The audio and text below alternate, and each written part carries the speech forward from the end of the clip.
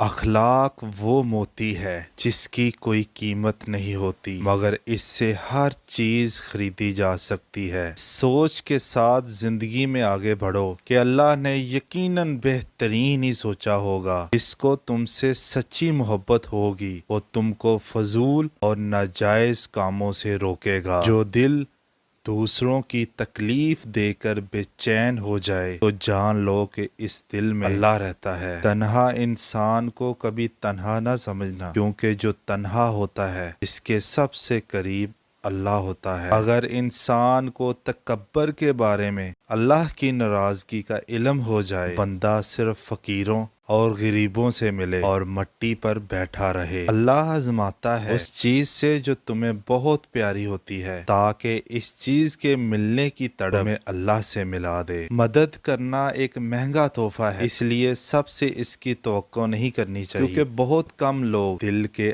امیر ہوتے ہیں۔ کبھی تم دوسروں کے لیے دل سے دعا مانگ کر تو دیکھو، تمہیں اپنے لیے دعا مانگنے کی ضرورت ہی نہیں پڑے گی۔ اگر دل جیتنا چاہتے ہو تو آواز میں نرمی پیدا کرو۔ اگر تم اللہ کی عبادت نہیں کر سکتے تو گناہ کرنا چھوڑ دو۔ کسی کے برا کہہ دینے سے نہ ہم برے ہو جاتے ہیں نہ اچھے۔ اپنی زبان سے ہر شخص اپنا ظرف دکھاتا ہے، دوسرے کا عکس نہیں۔ ہمیشہ ایسے شخص کو چنا کرو جو آپ کو عزت دے، کیونکہ عزت محبت سے کہیں زیادہ خاص ہے۔ جتنا تم میں صبر ہوگا اتنا تمہاری دعا میں اثر ہوگا۔ موت انسان کی خود حفاظت کرتی ہے، کہیں وقت سے پہلے نہ مر جائے۔ اللہ تعالیٰ کو آزمانا اللہ تعالیٰ کی جناب میں گستاخی ہے جو تباہی کا سبب بن جاتی ہے۔ ماں باپ کے ہاتھ تھامے رہیے تو دنیا کے پاؤں پڑنے کی ضرورت نہیں پڑے گی۔ جاہل کی بات کو برداشت کرنا عقل کا صدقہ ہے۔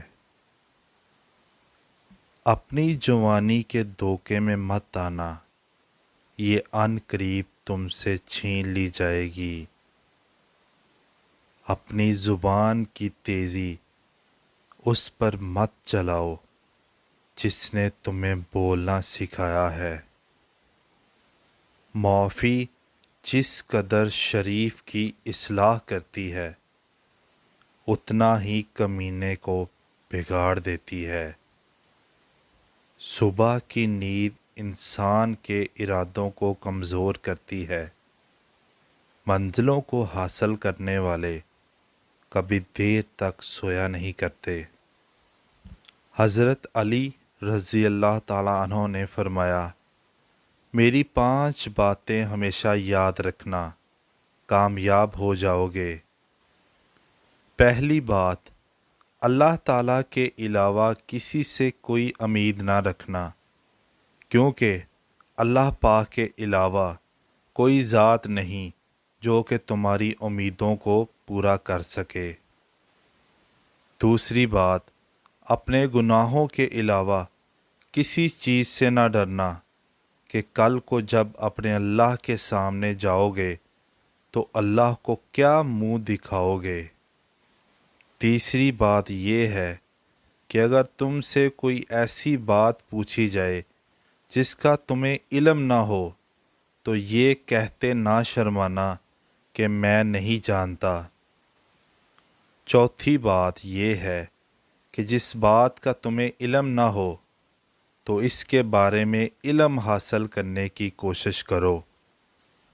اور پانچویں بات یہ فرمائی کہ صبر کرو، ہر حال میں صبر کرنا انسان کے لیے بہتر ہے، اور صبر ایمان کا حصہ ہے، بلکہ یہاں تک فرمایا کہ صبر کا مقام ایسا ہے جیسا کہ بدن میں سر کا مقام ہے۔